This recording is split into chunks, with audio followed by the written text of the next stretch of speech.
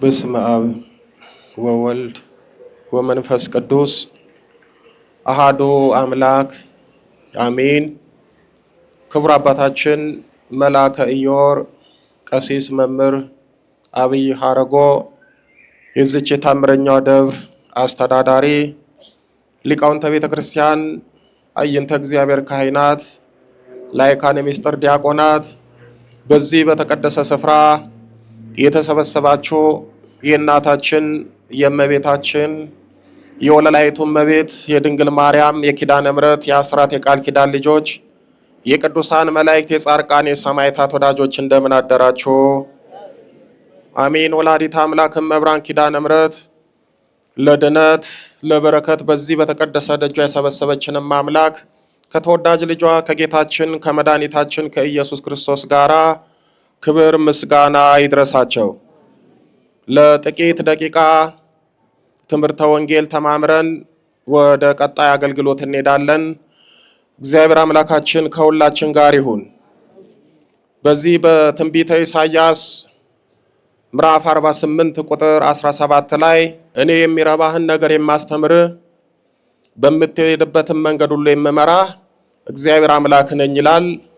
እግዚአብሔር አምላካችን የሚረባንን ነገር ያስተምረን፣ በምንሄድበትም መንፈሳዊ መንገድ ሁሉ እሱ ይምራን። በዚህ በዮሐንስ ወንጌል በምዕራፍ 9 ቁጥር 25 ላይ ባለው ኃይለ ቃል ተነስተን እንማማራለን። እግዚአብሔር ምስጢሩን ይግለጽልን። በዚህ በዮሐንስ ወንጌል ምዕራፍ 9 ቁጥር 25 ላይ እርሱ በሉ እስኪ እርሱ ኃጢአተኛ እንደሆነ እኔ አላውቅም።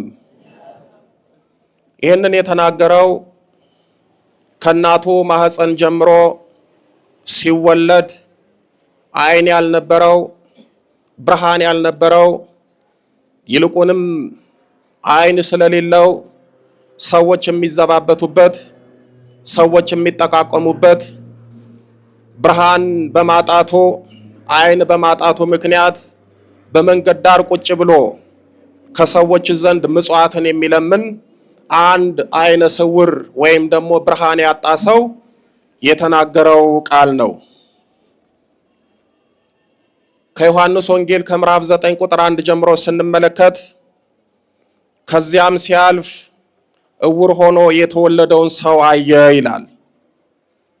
ጌታችን መድኃኒታችን ኢየሱስ ክርስቶስ በመንገድ በሚሄድበት ሰዓት ከእናቱ ማህፀን ብርሃን የሌለው ዓይነ ስውር የሆነ ሰው ቁጭ ብሎ መንገድ ዳር ሲለምን ተመለከተው።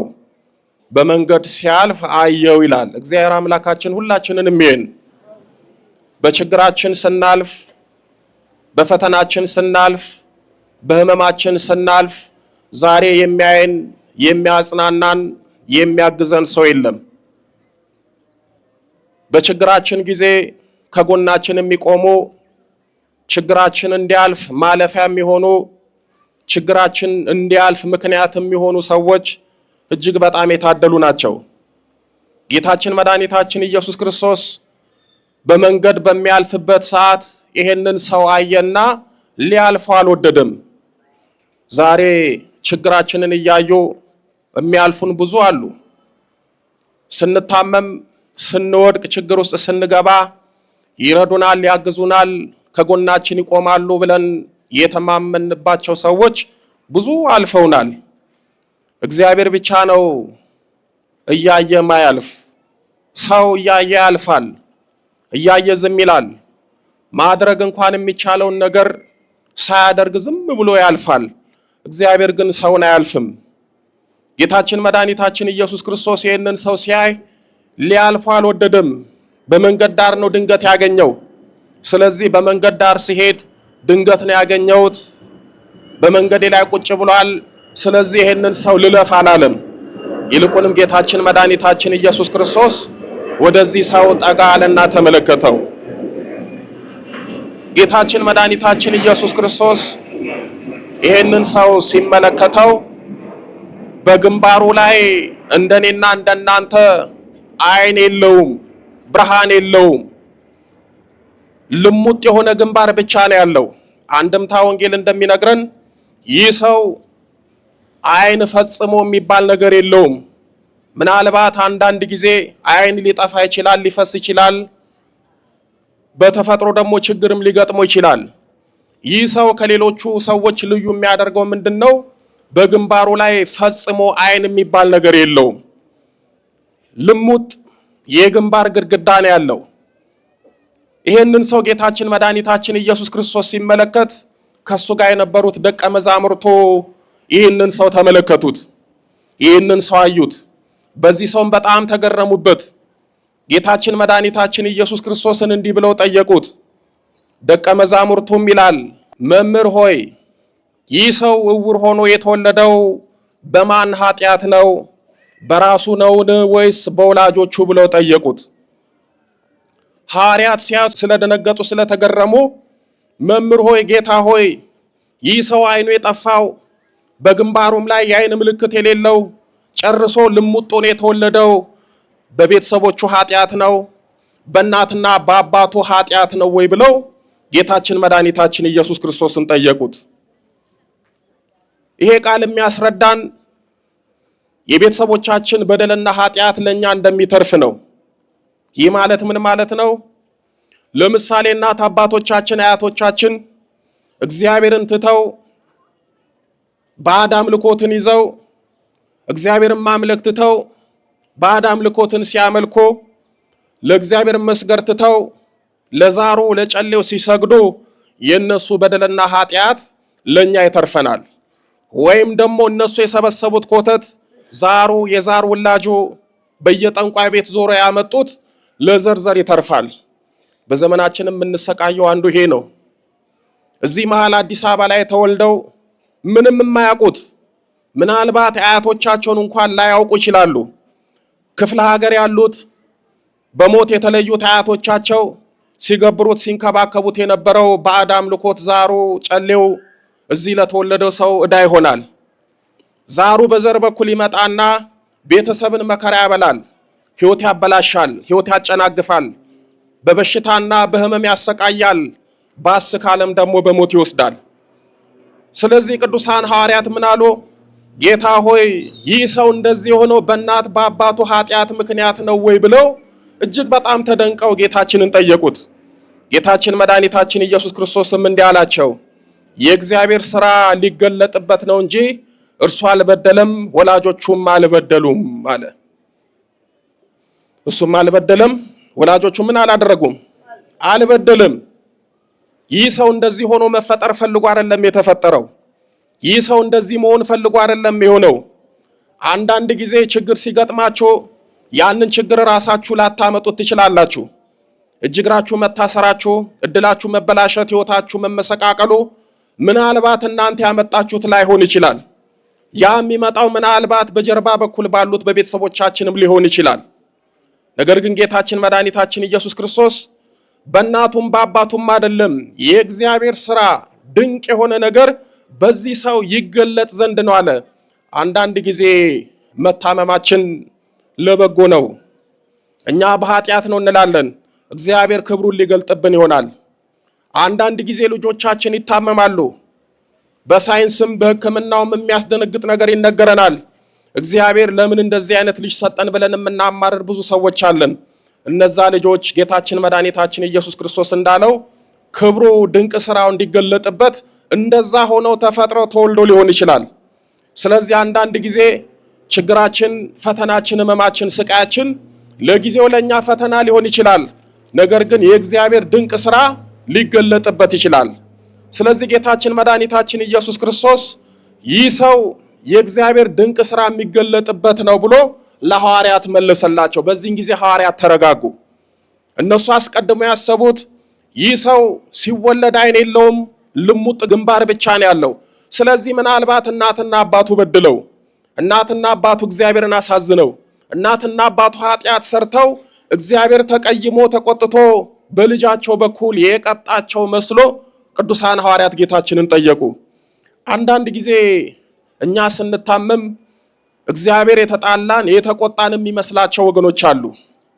እግዚአብሔር ለክብር ለጸጋ ወደ ራሱ ሊመልሰን ለራሱ ሊያደርገን ሲፈልግ አንድ ፈተና ሲያመጣ ቤተሰቦቻችን፣ የራሳችን ሰዎች አንተማ አንቺማ ይሄ ፈተና ያመጣብሽ ይሄ በሽታ ያዘሽ በኃጢአታችሁ ምክንያት ነው። እግዚአብሔርን ስለበደላችሁ ስላስቀየማችሁ ይሄ ፈተና መጣባችሁ፣ ይሄ ችግር ደረሰባችሁ የሚሉ ሰዎች አሉ።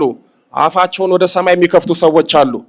ቅዱሳን ሐዋርያት ስላላወቁ ጌታችንን ጠየቁ። ጌታችን ትክክለኛ መልስ መልሰላቸው።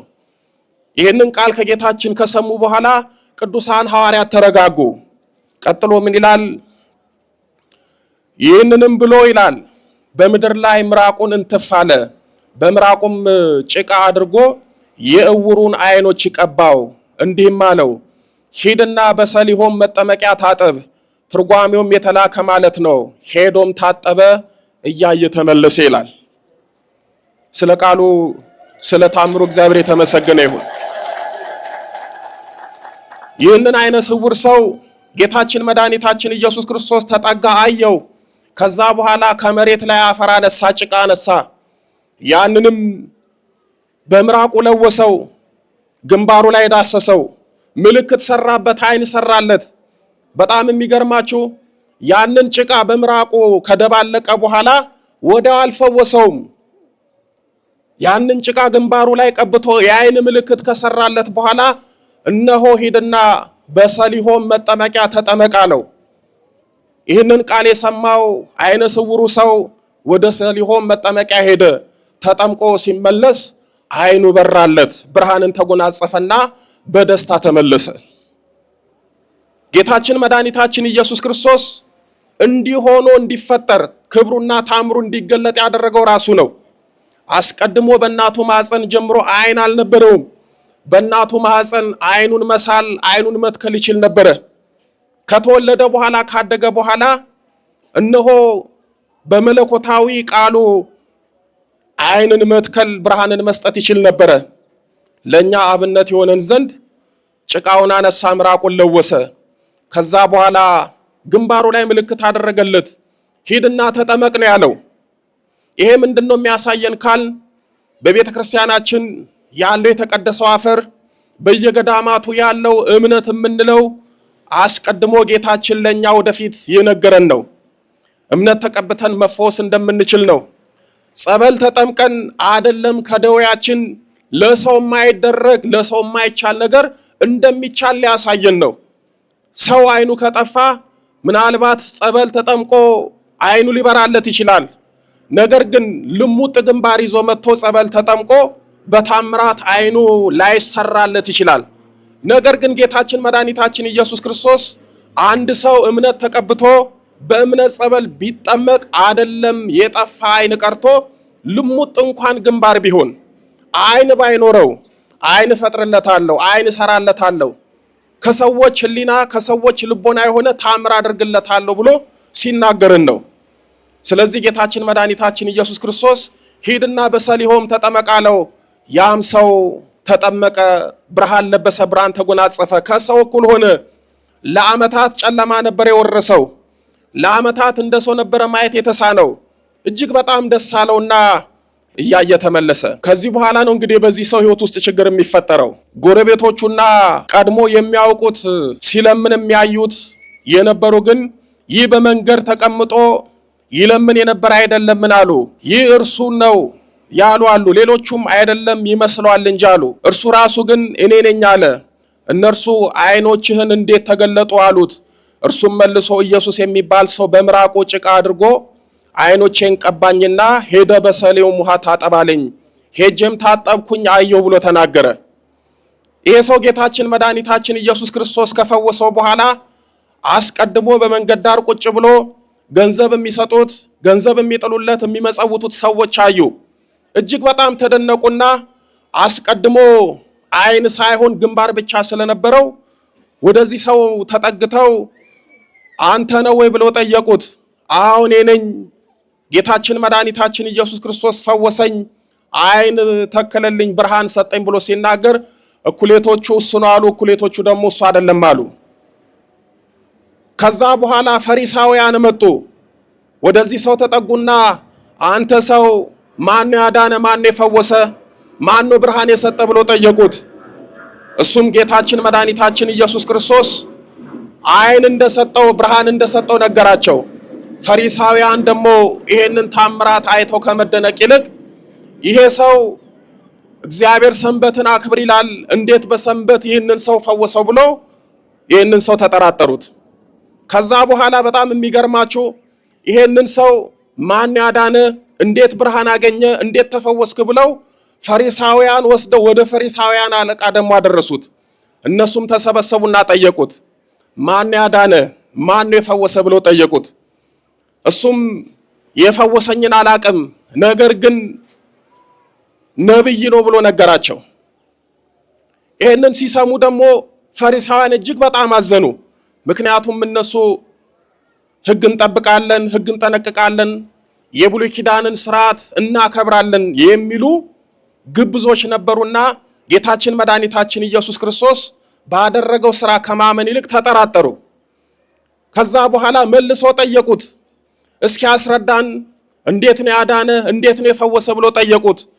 ሰውየው ጌታችን መድኃኒታችን ኢየሱስ ክርስቶስ ጭቃ እንደቀባው በሰሊሆም ተጠመቅ ብሎት ብርሃን እንደሰጠው ነው እንጂ የሚያውቀው እንዴት ባለ ታምራት እሱን እንዳዳነ አላወቀም። ስለዚህ ይሄንን ያዩ ፈሪሳውያን እጅግ በጣም ይሄንን ሰው አስጨነቁት፣ ግራ አጋቡት። ከዛ በኋላ ምን አሉ? አንተ ሰው፣ አንተን ያዳነ የፈወሰ ሰው ኃጢአተኛ እንደሆነ እናውቃለን፣ ይልቁንስ ሂድና እግዚአብሔርን አመስግን አሉት። አስቀድሞ ማን እንደፈወሰው አላወቁም። ጌታችን መድኃኒታችን ኢየሱስ ክርስቶስ እንደፈወሰው ሲያውቁ ደግሞ ሂድና እግዚአብሔርን አመስግን፣ የፈወሰ ኃጢአተኛ ነው ብሎ ጌታችን ላይ ፈረዱበት። ይህንን ያሉት ለምንድን ነው? አይሁድ ጌታችን መድኃኒታችን ኢየሱስ ክርስቶስ በምኩራብ ገብቶ እንዳያስተምር እንዳይፈውስ ቃል ተገባብቶ ተማምሎ ነበረ። ስለዚህ የጌታችንን ስራ ለማጥላላትና ለመናቅ ብለው አንተን የፈወሰ ሰው ኃጢአተኛ ነው፣ ሂድና እግዚአብሔርን አመስግን አሉት። ራሱ እኮ እግዚአብሔር ወልድ ነው። ስላላወቁት ሂድና አመስግን አሉት። ይህ ሰው በጣም ግራ ገባው። ከዛ መልሰው ምን አሉ? እስኪ አንተ ምናልባት እናትና አባት ናቸው ስላንተ የሚያውቁት፣ በእውነት አስቀድመ አይን የሌለ አንተ እንደሆንክ ወላጆችን ጠይቀን እናረጋግጣለን አሉት። መልሰው ወደ ወላጆች ወሰዱት። ወደ ቤት ከወሰዱት በኋላ እናትና አባቱን ምን ብለው ጠየቁ? በእውነት ይሄ የተፈወሰው ልጅ የእናንተ ነው ወይ ብለው ጠየቁት። ወላጆቹም አዎ የኛ ልጅ ነው፣ አስቀድሞ አይን የለውም ብርሃን የለውም፣ ነገር ግን ልጃችን ይኸውና ብርሃን አግኝቷል፣ አይን ተሰጥቶታል ብሎ ሲመልሱ እንደገና ተጠራጠሩ። በእውነት ይሄ የተፈወሰው የእናንተ ልጅ ነው ብለው ጌታችን መድኃኒታችን ኢየሱስ ክርስቶስ ለምን አዳነው ብለው ቤተሰቦቹንም ጭራሽ አስጨነቋቸው። ይህ ሰው ግራ ገባው፣ ተጨነቀ።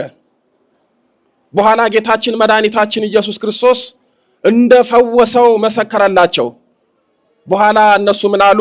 እርሱ ክርስቶስ ነው ብሎ በእርሱ የሚያምን ቢኖር ከምኩራብ ይውጣ ብለው አይሁድ ተማምለው ነበረና፣ ስለዚህም ወላጆቹን አስጨንቆ ከጠየቁ በኋላ ሂድ ለእግዚአብሔር ምስጋና አቅርብ፣ ይህ ሰው ኃጢአተኛ እንደሆነ እኛ እናውቃለን አሉ። እርሱም መልሶ እንዲህ አላቸው፣ እርሱ ኃጢአተኛ እንደሆነ እኔ አላውቅም። እኔ እውር እንደነበርኩ አሁን ግን እንደማይ ይህንን ነገር ብቻ አውቃለሁ አለ። ይህ ሰው ጌታችን መድኃኒታችን ኢየሱስ ክርስቶስን አልተናገረም። ኃጢአተኛ ነው ብለው ሲናገሩ እሱ ኃጢአተኛ ነው ብሎ አልተናገረም። እኔ አይነ ስውር እንደሆንኩኝ እንደማላይ ይህንን አውቃለሁ፣ እሱ ኃጢአተኛ እንደሆነ ግን እኔ አላውቅም አለ። አንዳንድ ጊዜ ሰዎች ኃጢአት ይስሩ አይስሩ ሳናውቅ እከሌ ኃጢአተኛ ነው በደለኛ ነው እንላለን፣ እንፈርዳለን። በተለይ ደግሞ ኃጢአት ከሰራ ያንን ኃጢአት ካየን ምናልባት ያ ሰው ንስሐ ገብቶ ሊሆን ይችላል፣ ወደ እግዚአብሔርም ተመልሶ ሊሆን ይችላል። ያንን ይዘን ያ ሰው ዕድሜ ዘመን ኃጢአተኛ እንደሆነ እናስባለን፣ ወይም ደግሞ ኃጢአተኛ ነው ብለን እንፈርጃለን። ይህ ሰው የሚደነቀው ነገሩ ምንድነው? እንደነሱ ተባብሮ ያዳነው ክርስቶስ እነሱ እንዳሉት ሎቱ ስብሐት ኃጢአተኛ ነው ብሎ አልደመደመም፣ አልፈረደም።